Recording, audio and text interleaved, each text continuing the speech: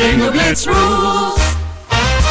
If your bingo has ads in it, That's not a bingo. if it doesn't have the coolest tournaments, mini games, and the most breathtaking design, Nope, not a bingo. if your bingo moment makes you feel so excited that you just want to burst in joy and scream out loud, bingo! Sorry, so you're playing... Bingo Blitz? Now that's a bingo. Go for a world of excitement with Bingo Blitz, the #1 free bingo game. Download Bingo Blitz and play for free. Now that's a bingo. Sergeant and Mrs. Smith, you are going to love this house. Is that a tub in the kitchen? There's no field manual for finding the right home. But when you do, USAA Homeowners Insurance can help protect it the right way. Restrictions apply.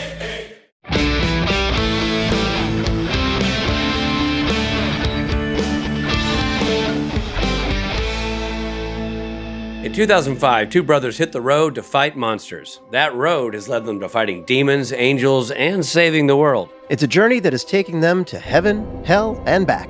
But they aren't done. Join our journey as we go episode by episode, following the adventures of Sam and Dean Winchester. We break each episode down with the writers, producers, directors, crew, and actors to bring you the behind-the-scenes stories of how this legendary TV series was made.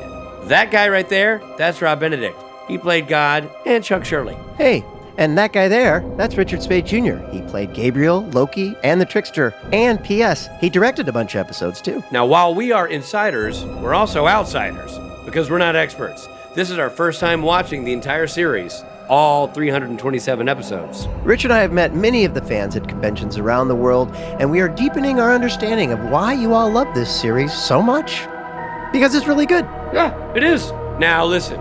There will be spoilers, so consider yourself warned. And thank you for joining us on this trip we call Supernatural Then and Now.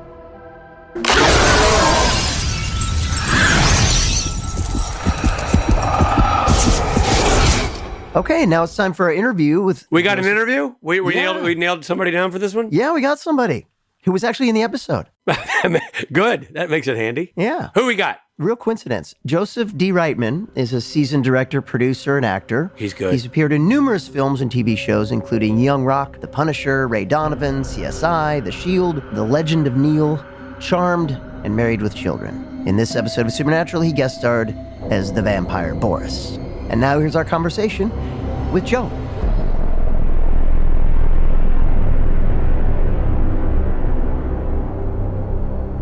Well, we really appreciate you doing this. It's been so. I'm sure Steve Hine, our producer, gave you a little backstory, but Rob and I are sort of doing a season 1 forward rewatch of the whole show. Right. That we've been working on and associated with for 15 years, but have never done a deep dive on the show itself. So Right. It's great to have you here and have the conversation about the show. So thanks for doing that. My pleasure. Robert, you want to make it official and get it started? Yeah, let's do it. So how did the role of Boris come to you? Did you audition? Was it an offer? Did you know the show? No, at that point in my career, I had no offers, Yeah. unless it was a student film or someone was drunk. Right. It's interesting, the order of events. I had not auditioned for the show before. But what happened was, let's go before the show, because it's a little more interesting. There was a movie that I got involved in called 10-Inch Hero that a friend of mine, David, was directing, and I had acted in a movie that he had done, and he knew that I wrote. And they hired me after reading like a couple specs that I had to do a rewrite of the script for one specific character. And the character was this young, kind of like wise ass, dyed hair, tattooed, t-shirt wearing kind of like kid. And they wanted him more sarcastic. A woman had written the script, and in a reverse of our normal society, had made this character like two-dimensional, right? As opposed to a man making a woman two-dimensional. This character does not have an edge. And they knew that I would give him an edge and an attitude. So I got hired to rewrite him. And then they actually hired me again to do a rewrite of the whole script, to punch up some of the jokes and do all that. And then they went to cast the character. And by this point, they had given me an assistant producer credit, and which was very nice of them, and kind of like I'd been involved with the process. And they invited me to the casting sessions and to work with them. And they were bringing in actors to play this character, and Jensen's name came up. And I'm like, he is totally wrong. There's no way. No way. No, I wrote it for Seth Green. Doesn't make any sense to me, right? Because I wrote it with Seth in my head. And then I saw his tape, and it was great. And I'm like, oh my God, he's the guy. And I would have never met, I would never guess, never would brought him in. And then they started matching up people with love interest, and they brought in Danielle Harris, right? Oh my God. Right? To play his girlfriend. I'm like, God, they look great together. Whoa. And so we cast them. You're like a matchmaker. You're not just casting. Isn't that the crazy? So, I mean, not just me, the producers, we all agreed, like that was the match. Like that was perfect, right? You know, like they really are. You can really feel that this is going to be great. Wow. Right. So I was involved in Jensen meeting his wife. Right? So that's kind of like a little bit side story outside. Wow. Of that. Yeah. That's And crazy. That's awesome. That's really crazy. It is crazy. So Does he know that? Have you connected those dots with him? Yeah, I was on set all the time, and we had talked. I mean, you know. Oh yeah, duh. Okay, yeah, of course. Yes, we talked a lot about it, obviously during the show. But it was like, but you know, he knew, and I'd see him on set of the show. And we talked about the movie as well. But I met him on the set of the movie for the first time, and that's how I met him. We spoke a few times. We kind of hit it off. He knew that I had done the rewrites of his character. He knew that was my job. We had talked about those things. The audition for Boris came up, and they were looking for a big Russian, fat, shaved head dude. Right. My career is, by the way, if you read every breakdown for what I went in for, none of them look like me. Like it's for that, you know. And I know, Rich, I'm sure you've been in that boat too. Like, you know, I'm sure nothing looks exactly 100%. Yeah. 100%. Yeah, that's why we ended up in the same rooms, because they were like, exactly we were looking for. they were just firing blunt, you know, scatter fire. See what they had. We need somebody good who can make something out of nothing. Bring in a few of those guys. So what happened is I read the breakdown and I didn't do it at all like it was written on the page. My take on Boris was, what if Jack Black and Jim Morrison had a kid? It was kind of like my idea of him. That was my target. Yeah. And instead of playing like the smooth kind of vampire, play him like a werewolf instead, and be like, you know, the kind of like sexier, kind of like, you know, well, sex hungry. I wouldn't say he was sexy, but he was sex hungry, you know, and not as like dry. And I went and did that, and I got hired. And that was kind of like how that process came about. The other thing that I insisted on doing for the whole thing is I also played Boris as if he was a 14-year-old girl who had a crush on Jensen. Well, there's a choice, and an accurate one too, by the way. Mostly they do. Right. And so that was the goal, is to make him, to constantly just hit on him the whole show. And that's what I kind of did for the episode. Yeah. No, I got that. Yeah, Rob and I actually talked about that. We're like, wow, they're like, he's really into Jensen. Or into Dean. I mean, awesome. Into everybody. I got the feeling that, you know, Boris, you know, swings. Yeah, Boris is down for whatever. Yeah. With any kind of like monster or human, he could have cared less. So I know that you worked with Jensen before this because of that story, but did you know about Supernatural? Was that a show you were aware of? I mean, how could you not be aware of it? It was like, you know, especially during that time period, and every girl I knew was watching it. I did not watch the show, but absolutely I was fully aware of the show. And I also make it like my business to watch an episode of everything on television at least once, you know, because I just feel like I should know the tone of every show and know who's involved and stuff. Sure. But, so I had watched an episode, but I didn't really a religious fan. And then this episode in particular relies heavily on references Twilight, you know, True Blood, Vampire Diaries. Right. Was there talk about on set, like about those shows, about the Twilight of it all? Or was that just sort of a given because that was in the script already? I mean, it was already in the script, but I mean, we're very aware of it. Like that kid in the opening scene clearly was Twilight heavy. Yeah. And then when I run into later, he like, you know, he's a little bit of a bitch, you know, so like they kind of like, you know, they made a joke of that process. Yeah. And my character was supposed to be anti all of that, obviously, was like the spin. Right. You know, in the real world, it's like this guy who's nothing like that. Right. So that was like, obviously, when they were talking like the big Russian guy, that's kind of what they were targeting, obviously, is the opposite. And so I just focused on the opposite. That was, the whole thing is like, just be anti whatever the establishment expects you to do. Right. Yeah. Was there any pushback? Like, was the director or the producers, obviously you got hired, so they loved it. Right. But when you get up there, they're like, maybe don't hit on him so much, or did they just like loved what you did and just said go with that? No one ever said a word to me about anything. Great. The only thing you're great. when I got 2 inches from Jensen's face, and I said, "Do you want to go downstairs? You know, and take the walk?" And they yelled, "Cut!" Jensen's like, "You are creepy as fuck." And I was like, mission accomplished. I just licked my lips. I was like, "That's hilarious." That's hilarious. Yeah, when you say you're pretty, that was great. Yeah. Thank you. Yeah. It was, and that was in the script, but it was written as if he was like already. It was written as if he was already a predator, and I was like, we shouldn't give it away that early. And I was like, that's right. The interesting thing about this episode is there's a fair amount of humor in it, kind of. I mean, like in sort of preying on the innocence of these of the Twilight mythology and all that kind of stuff. There's a fair amount of, and even your character who's very creepy and scary. But it's funny that you say you played the Jack Black combo with Morrison, because there is a sort of a lightness until you're dark. There's light. You vacillate between being like, I'd like to have a beer with this guy / how do I get out of this room? This guy's a weirdo. To be honest, that's my career. But yeah. That's your MO. Yeah, it really is. Like, who do we get in the room when people want to be around, but not too close? It's kind of like the line that I walk a lot on some level, but that was kind of the focus for me, is to bring the light to it. And there was a big possibility of that, because obviously you have to have the tension of the show.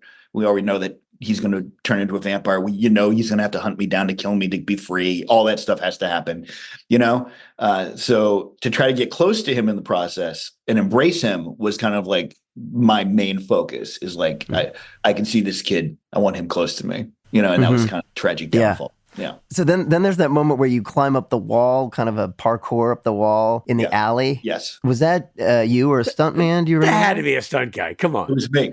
No. No, it was me. I insisted. I did. I said, I want to do it. They let me do it. Really? Wow. That's dope. Yeah, That's I do incredible. all my own stunts. I do almost all my own stunts. That's where we part company, my friend. But that's awesome. I've done it till now, and I'm not going to lie. We're at a point now where my body can't take it anymore. Yeah. Oh, wow. Which Wow. is really, last film I did, I kind of got hurt, so I got to be careful. But Now, is that because you're like an athletic person, or are you specifically trained, or? I played college football for 3.5 years. Right on. And before I went into the theater department, I was a professional dancer when I got to LA. Oh, wow. Oh, so you got a bit of a body work guy. You know your body. Yeah, a lot of movement. My friends and I used to pretend to stunt fight all the time. Like, we used to throw punches and tape it. Even before I, became an actor, I was always doing my own stuff. So does Rob's son. Rob's son always films these stunt fights. It's true. Yeah. That are hilarious. But the thing, and from the beginning, I started getting cast as guys who get hit or thrown into walls or stuff like that. And I was like, let me do it. And I sold it. I'm Married with Children, playing Kelly's boyfriend. I was constantly the guy who Al beat the crap out of. And that was kind of like the start of my career. And the fact that I could do my own stunts was a massive plus for them. And wow. And that happened on a few jobs that I've had. Like, there's been obviously times like going through glass or things where they won't let me do it, even though I said I would, unless it's the last day of filming, in which case they're like, F him. And then, which happened. Yeah, sure, let him hang off the bridge. We don't give a shit. This is the last okay. And then, which is, I hung off the Pasadena Bridge on an episode of like The Pretender in the Jesus. One arm hang. I climbed that wall. Unhappy. I got hung like 60 feet in the air, and they did a drop of me. So I got hung, and I did that stunt on my own. Some of my own car stuff, some of my own motorcycle stuff, stuff like that. That is. Wow, man. Well, what? Egg on my face, because I saw this question and I thought to myself, and of course it was a stunt man. Well, guess what? I was wrong. No, I don't remember. In all fairness, I know they strapped me up, and I know I did it 5 times. I don't know if they let the stunt guy do it after me or not. I don't know. I can't. But I know that I'm going to go. It was you. Well, I'm going to lean in on the. Yeah, I'm not going to lie and say I don't know, but I'm going to say I did do it. I know I did do it. Yeah, well, nothing else. Awesome. It's really good to know that you're someone who could do that. I also feel like Supernatural is that kind of show there where they would let you take a shot at it. Sure. Some shows just won't. They'll go, nope, we're not doing that. Unless it's the last day. Like I said, they don't let me do it. Exactly. But the most interesting that happened is that when we were filming that stuff, after everybody passes out from the higher up alpha's energy thing, right? And we come to, I was sick that night, and I started sweating towards the end of the day, and I didn't know what was wrong. One of the girls who was our captors, she and I had been talking, and she was coming over to watch a movie platonically, I promise. And she came over to hang out, and I didn't feel well because she just knew I didn't feel well. She came over, and I got really ill, and she took me to the ER that night. Oh, wow. Yeah. Whoa. And I had a kidney stone. Oh. And what was happening? And she stayed with me all night, God bless her, all night long in the hospital, right? Until the next day. And I was there until the next day, until we had to go back to set. I was there until I did pass the stone around 5 a.m, right? My God. But I was up all night long in extreme pain, on painkillers, in horrible shape, didn't sleep. They had one doctor come in who was like, it might be cancer. And then the other doctor came in and said, that's not true. And then they kind of figured out what it was. And then I passed the stone. And I went to set the next morning, and the producer, and she told, even before I got there, she told the producers what happened. And they were like, why didn't you tell us? We would have taken you. I got to tell you, those producers are the nicest producers I've ever met in my life. It was Canada, so I wasn't covered by insurance because I'm American. Yeah. The show picked up the entire bill. And wow. And without hesitation, they go, give that to me. And they took care of it right away.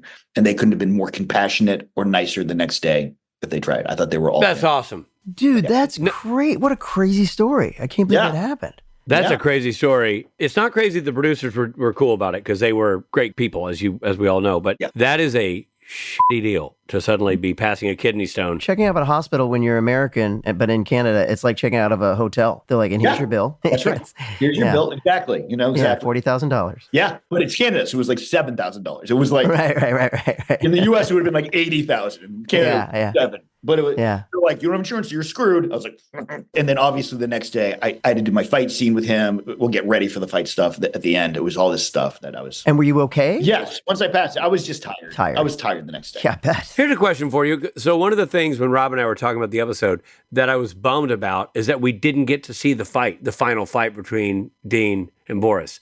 Was there ever a conversation about, let's do this. We need to see these guys battle. And I'm bummed too. I totally agree with you. Yeah. When I read the script, I'm like, oh, I'd love to have a fight scene here. And dude, at no point watching it did I think we won't see this fight. Like, I'm like, when they cut back and your head was on the ground, I'm like, wait a minute. What did we miss? I rewound. I was like, rewind. What? They didn't do it. I was bummed too that it just jumped there because it was like, there was absolutely this nice climatic kind of breaking of the plate scene that I think could have been there. Yeah. And they just decided that. I guess they just didn't know the time of the story because they don't shy away from fight scenes in that show for sure. Sure. But its absence is noticed. You want to see those guys fight.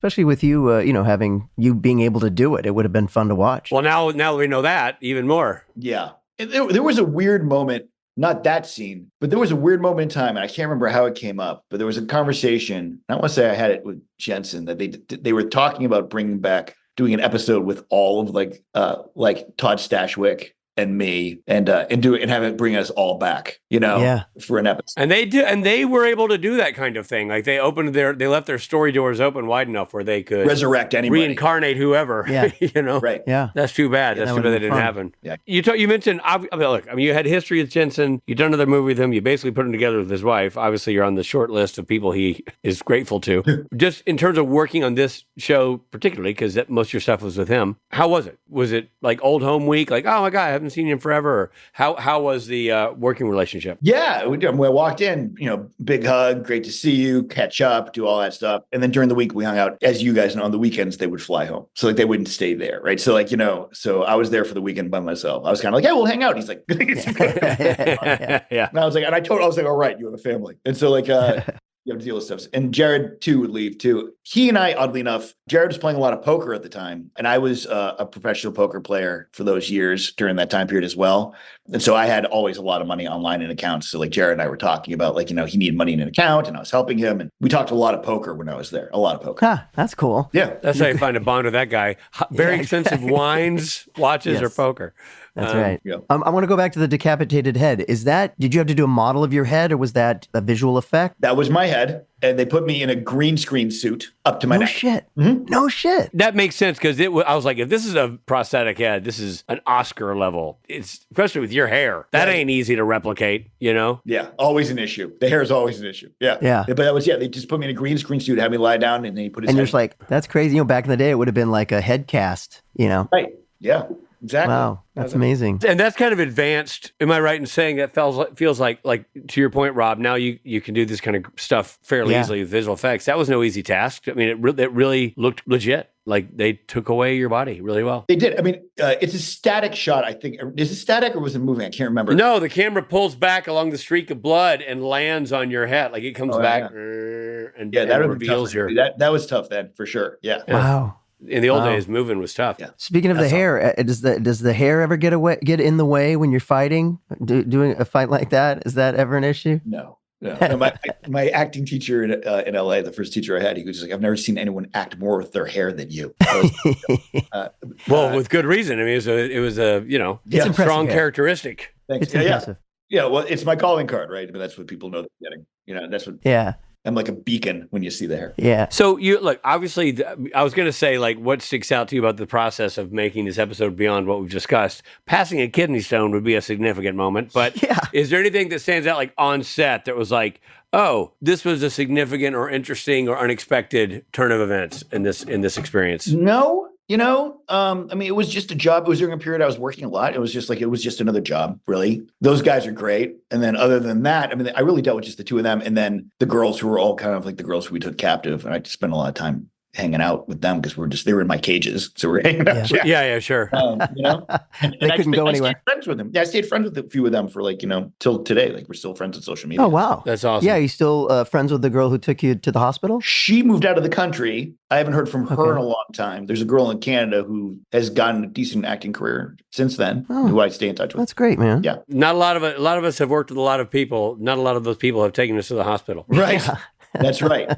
So that puts you on a narrow list. Yeah. That was crazy. The hospital was in walking distance from the hotel. That was the craziest thing because we walked to the hotel. Yeah, you went out and you were at Sutton Place? Yes, sir. I know exactly where the hospital is. Like you go out and take a right. There it is. That's right. Thank God, right? But yes. Yeah. That's crazy. Well, that's convenient. Wow. I do miss, have either of you worked in Vancouver recently? I haven't worked there. I just went back like 2 months ago, and a couple of the crew members I worked with were from Supernatural, which was incredible. But yeah, I hadn't been in a while, so it was nice. It was nice to be back. Yeah, I was there a ton before the strike. Oh, really? I was working there a ton before the strike. And then during the strike, everything that was shooting up there that I was working on got canceled. So sure. Nothing as of yet. But I can't imagine that life won't take us back up there because it's still a hub of all things Warner Brothers. Yes. Agreed. That's right. Yeah.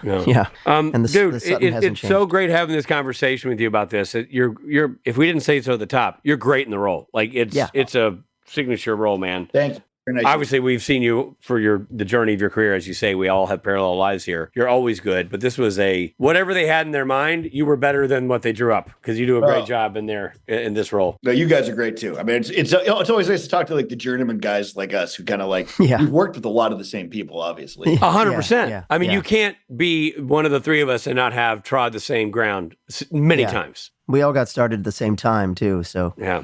And I think that's the most interesting thing is because as you go through your journey, we've all had experiences working with like big movie stars, and you've all had experiences working on sets and just being a hired hand and walking in, putting stuff in. And there's a truckload of stories that you can tell from different sets, ranging from the Kidney Stone story to like horrible directors, who are awful to you, or those are the stories that I find fascinating. You talk to actors about what happened, or the worst audition stories, which are also always good. Yeah, we'll let you go, and I'll tell you one other thing. You brought up Todd Stashwick a couple of times. One of my favorite / least favorite pilot stories was I tested for a pilot that went nowhere, but I tested for a pilot again. It was me, Todd Stashwick, and Nick Offerman. It's a good line. That's a good lineup too. And none of us got it. And they made a direct offer to James Vanderbeek. Hey, talk about knowing what you want in the comedy space. Wow. Yeah. Isn't that weird? I'm like, I thought it was a comedy. What happened? Yeah. I've had that where you're like, what? Oh, yeah, for sure. Because at that point, I'm like, if I lost to those two dudes, I'm like, I'm cool. Like, I'm going to do my best, but these are the best of the best. I will sleep well knowing I lost out to one of these guys. Always the case. I mean, I feel that way, Yeah, but for none of us to get it, I was like, well, that's not cool. Yeah, no, I mean, because you end up in those rooms, and I mentioned, obviously, Maury too. Like, Maury's one of my best friends, and he's a guy who, like, if he's in the same room with me, I'm like, that kid's talented too. So it's like, it's all. Yeah. I used to see Maury all the time. Yeah. That was the only time I saw Maury was in rooms, Yeah, dude. Yeah. Well, you can have this conversation all day. This is fantastic, and I so appreciate. Went off a little bit off topic, but dude, I love it. No, listen. This show is about the show, but it's also about the business that surrounds any show, and this is a conversation about that. And I think it was really informative and great. So thank you for having it. Oh, thanks for having me, guys. Thank you so much for being a part of the conversation, man. And again, great job on the show. It's nice. This is a great conversation, a great episode of a podcast. Great, nice talking to all you guys. Thanks, pal. Great.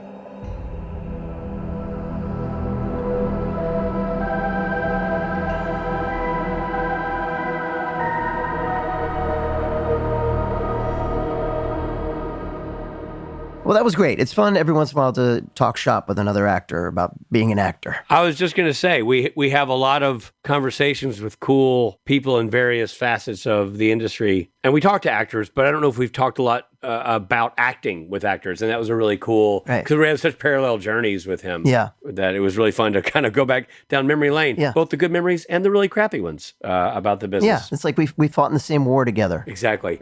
And I think we might be still fighting that war.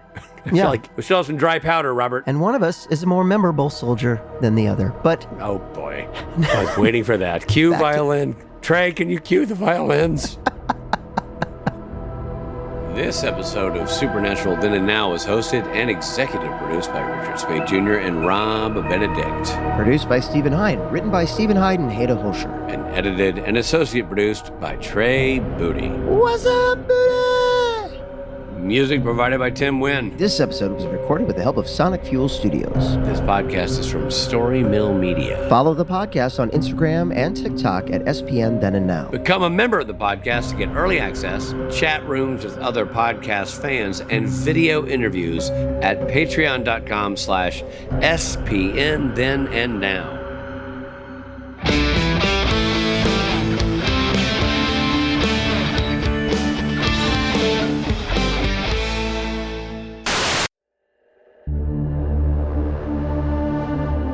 Story Mill Media.